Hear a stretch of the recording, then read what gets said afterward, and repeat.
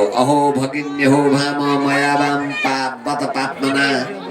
हे बहिनी ज्वाइँ, म जस्तो अपराधी व्यक्ति त कोही पनि छैन होला यहाँ। निर्दोषी छ भाइ भानिजमारे। देवता झुटो बोल्दा रहेछन्। देवताका वचनमा विश्वास गर्नाले गर्दा म ठुलो पापी बने। काल लोकान वै गमिष्यामि ब्रह्म हेव दुरात्मना। कुन लोकमा गएर यो पापको सजाय भोगिसकुला। मलाई अपराधको क्षमा देऊ बहिनी भाइ। देवकी वसुदेवजीले बोल्नु केही पनि थिएन। उहाँहरू मौन बस्नुभयो। जेल मुक्त गरो कंस गयो र आफ्ना राजदरबारमा सभा बोलायो।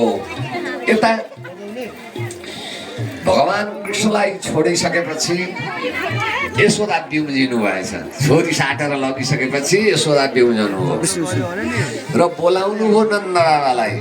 सुनन्दा नाम गरेकी जन नन्द थिए। नानी भाइ जन्मियो, दाजुलाई खबर गरिदिनु न। बहिनी बिचरा बहिनी।